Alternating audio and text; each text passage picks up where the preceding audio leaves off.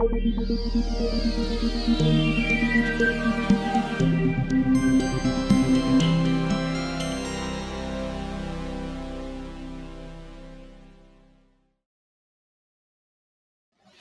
my name is Lisa Backer, and I am with Minnesota Department of Education. I am here with my colleague, Michelle Doctor, and we have been asked to share with you a bit about Minnesota's experience using active implementation and scaling up evidence-based practices, and most specifically our experience with the recommended practices that were newly revised by the Division of Early Childhood. I'm going to take you back in time a little bit because one of the things that we wanted to share was that through our work we've really learned some important lessons. Building our professional development system has been now almost a decade-long endeavor. So that's lesson number one, that building a system takes time. The second piece is that building a system and really implementing high-quality professional development requires a tremendous state and local investment. And please don't gasp, but right now our professional development system is our single largest discretionary investment of our Part C and 619 federal dollars. Right now, more than $2 million a year we are investing in our professional development system. The other critical piece, lesson number 3, is the importance of frameworks of active implementation. When we started our professional development system, we did a survey of our local early childhood special ed program leaders and said, we're really creating a new focus on professional development. What are the needs that you would like this system to address? And the 3 things that rose to the top were supporting practitioners to address challenging behaviors, helping practitioners more effectively meet the needs of children who were linguistically diverse, and supporting our Part C infant toddler interventionists to deliver effective home visits. And so those became our 3 areas of focus as we started our professional development system. We were fortunate enough to be selected to implement TAXI as part of the first round of competition. And then we had 2 other initiatives, one focused on linguistic diversity, one focused on effective home visiting. TAXI was implemented using the frameworks of active implementation at a program-wide level. The other 2 were not. You can imagine which one took off and grew, which 2 did not. And so that little experiment, kind of an unintentional experiment, really proved to us the importance of not only selecting evidence-informed practices, but the importance of implementing those practices in a way that would support achieving a level of fidelity and scalability. And then our final lesson, before I turn it over to Michelle to have her really tell you about our system, is that installing an evidence-based practice in a weak program does not create a strong program. And through a self-assessment system, we helped identify which programs were able to demonstrate a level of programmatic strength and quality necessary to take on the additional work of installing an evidence-based practice with fidelity. So those are our 4 critical takeaways of our system. And now Michelle, our professional development leader and manager, and those are 2 very distinct roles, leading and managing the millions of details of creating this system, will share with you what we're doing with our system, with active implementation, and with the recommended practices. Okay. Yes, we are really working to create a statewide system of professional development, and I feel great responsibility for that $2 million. Those $2 million that go into this system. And with that, I would say that what we've created is a regional system throughout the state of Minnesota where we've hired professional development facilitators who actually support local leaders within each region. That's been a really critical step for us because we've determined that our sphere of influence is really touching local leaders and helping them make changes and improvements and qualitative incremental changes in their programs that affect statewide quality. And to have that lever to touch those people, we use the professional development facilitator. That person is there to help a local leader identify their quality and their weakness, and to help that local leader identify ways in which they can work on those things. Because as Lisa said, creating that strong foundation is really important. Once a program feels that they've achieved all those things, then the professional development facilitator really works with them to help identify need. And we have 3 what we're calling innovations that have kind of morphed and evolved out of what Lisa described earlier that really we feel address those general kinds of areas. So we're using the pyramid model to talk about social emotional learning. We're using classroom engagement model to talk about those inclusionary and classroom kinds of practices for young children. And then we're talking about family-guided routines-based interventions to help those home visiting strategies and teachers and practitioners really have that relationship with people. Last 2 years, we've had the opportunity to have the recommended practices also be in the state of Minnesota. And when we first began working with then Carol Tribbett and Lisa Fox in those kind of work with us, what we told them from the beginning is that our scaling of that practice in the state of Minnesota was going to be to include those important early childhood recommended practices within each of the innovations that we have working in the state of Minnesota. And that's really what we worked hard to do with their knowledge and expertise. And so, again, we have those 3 innovations that we focus most of our early childhood special education professional development resources around, and then they are embedded within that. I think another lesson that we've really learned is that readiness aspect, and so we've been working really hard, and when I say we, I mean the professional development facilitators and the local leaders, to really look at the readiness of a program, and we have relied a lot on active implementation to help us do that.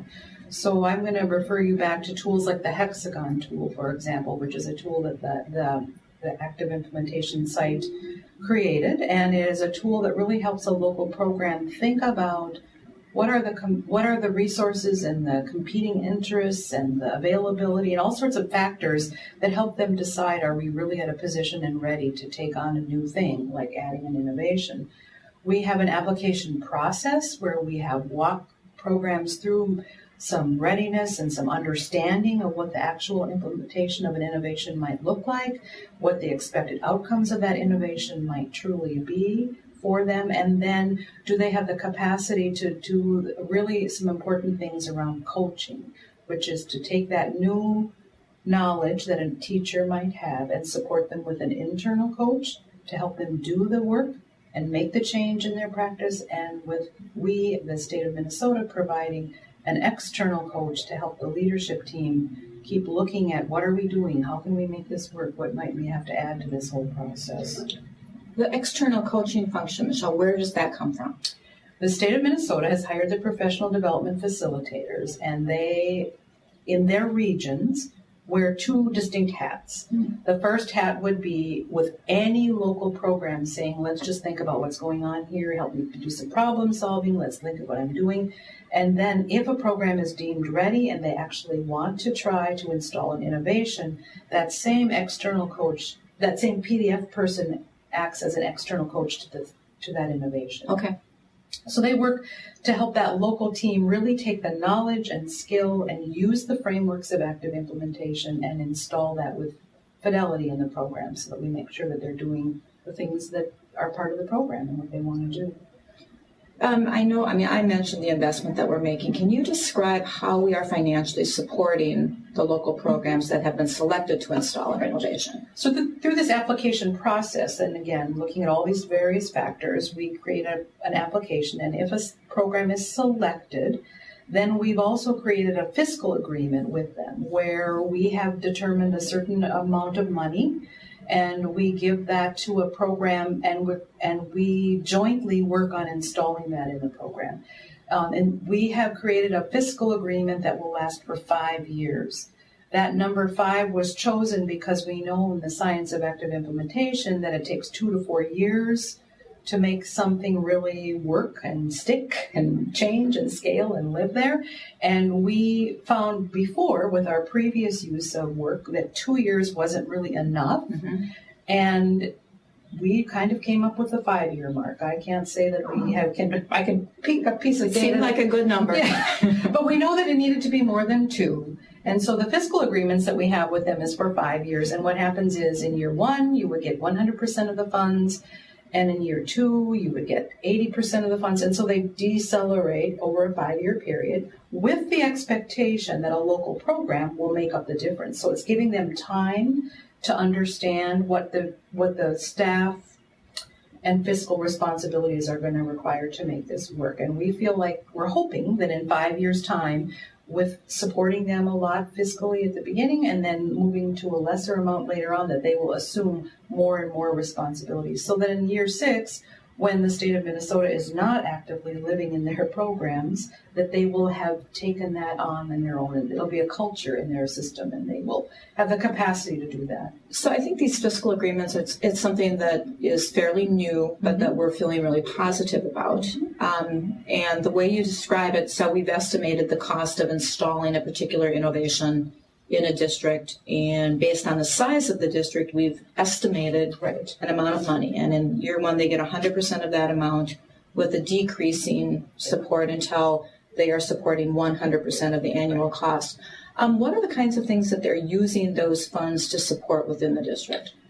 We said things like coaching as an example, one of those times that it's really hard to find time to coach internally. So what we've said is you could use this money if you had a classroom to hire a substitute teacher, and then that teacher would be released from their classroom duties to provide coaching responsibilities to other partners in the program.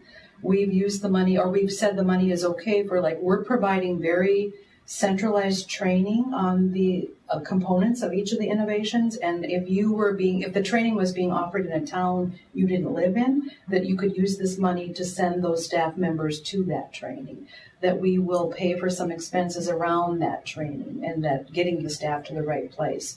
It's to get the people initially trained, but also the long-term ongoing use of the innovation. So it might mean buying a few materials or buying some technology that they don't necessarily have if they were talking about taping a home visit or something like that. So we've tried to be broad and let programs kind of help us because it is relatively new. We don't really know every use of it, and I think we were pretty close to what people have been asking for so far, but we may make some changes. Now, we really listened, I think, in the early years of TAXI to what our implementing programs identified as barriers to sustainability, and came up with this as a way to help them overcome some of those barriers that we've identified.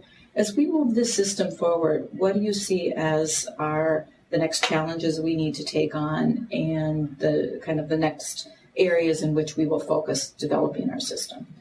Well, I think right now we worked really hard over the last year to really make the training content material of each innovation consistent, and to really have it be solidly available, and we deliver the same message many places throughout the state. What we were just talking about recently is the capacity of that training. So as we age and as the population changes, we're going to have to look constantly in finding new people to provide that training for us and to create that capacity to have that person be available. That's one of the things. I think the second thing is data. I mean, we've been all about data lately and thinking about, are we asking the right questions? Are the questions we asking being answered by the tools we're using? Can we link the things we're doing to different parts of our work in the state and at a local level? How do we help local people, teachers, programs, individuals use their data and really understand it and create that culture of data use? That's huge in my life right now. So we're thinking about all those I knew you'd work that phrase in there, that culture of data use. But we're really get t-shirts made. Yeah, we should. But we're really talking about that a lot because I think that that's so pivotal in this whole process, to have them take over the ownership of this. They have to see that there's value there for them. And I think that's the way we're going to do it.